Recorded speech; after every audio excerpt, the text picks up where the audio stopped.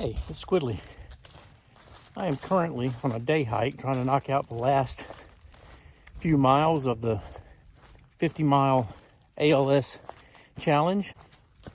I brought something with me on today's day hike that I never bring on a day hike.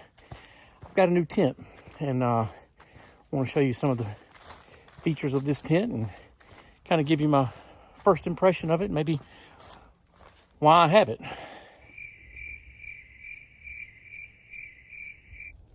This is the Hyke and Byke Zion one-person tent. Let me get it set up and I'll share some things about it that I like and kind of give you my first impressions on it.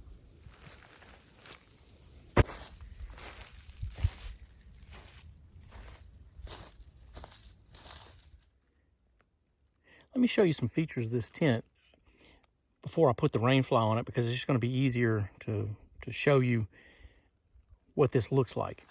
First of all, it has a single pole that goes over the top, and on each end it splits so that it holds the corners out. I like this design because it means that there's less pole material, which makes the pole setup a little bit lighter.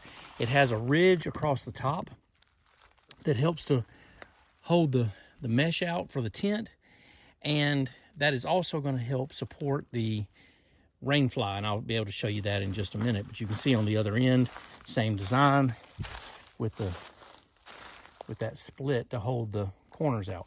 Now this is a one-person tent, so it's narrow, but I've already had it set up where I actually got in to lay down. I'm not going to do that today, but most people say that a one-person tent is really not for one person and gear, but there is enough room in here for me and some of my gear. I would not probably be able to bring all of it inside.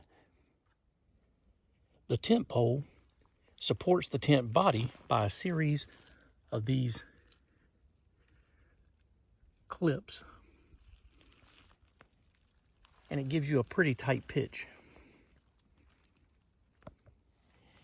Inside, there are pockets at each one of the corners. I don't know if you can really tell there, but there are pockets for gear storage at each one of the corners, and there is a gear loft. I haven't had one of these since the Kelty tents that I had back in the 90s. But I like the idea of a gear loft. This is one of these things where if you didn't want it, you could take this off and reduce your weight by a couple of ounces. On the door, it has a D-shaped zipper, and so you see it comes around like this, and it does not zip all the way down, which would give it a lot more room. But on the tents that do that, it means that your door is then laying on the ground, and if it's wet and rainy, now you have a wet and dirty door. I like this design where it can be kind of toggled off to the side, gives you plenty of room there for getting in and out. On the far side, you can see there that it has a small door, which gives you access to the vestibule on the far side.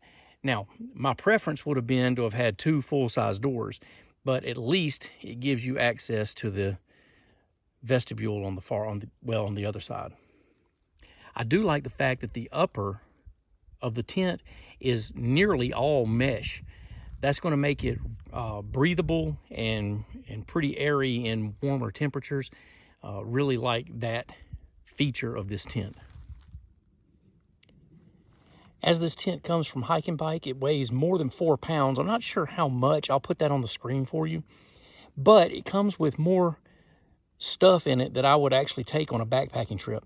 Now, especially for a one-person tent, this is not ultralight, and that's not why I didn't buy it for an ultralight tent. I may get into some of the reasons why I bought this one. I wanted a dome-style tent. I wanted one that was freestanding, one that didn't require being staked out. Now, it does require a couple of stakes for the rain fly, but I wanted something that was easier to set up in some difficult ground situations. I did a little bit of research and found that this was the one that I wanted, and right now I'm pretty happy with it. This is the setup with the Rainfly. I like the color, but you can see that this dark color does make it pretty dark on the inside. I don't know if that's really showing up on camera, just how dark this is in here. And unfortunately, that's one of the downsides of having a dark colored tint, is that you have a dark interior. You can see that it's vented, and it comes with these where they're Velcro, and it will hold the vent open to increase airflow. And of course there's mesh up there so that air can move in and out. There's one on the other side as well. On the back side of it, this means that there is a correct way and an incorrect way to put the fly on, because there is no door on this side. I currently have it staked out with one stake on that back side, and in order to close the doors, I would need another stake right here. As with most tent designs like this, there are clips on the corners for the Rainfly to connect to the tent body. Now, what all does this tent come with? It comes with the stuff sack. It comes with a stuff sack and the stakes, some guy lines, and a piece of metal for it. And I know there's a name for it, but it's for pressing the stakes into the ground. And this came with, and I think I counted 14 stakes, which is stupid and excessive and unnecessary. I will not be bringing, when I use this, I will not be bringing 14 stakes with me.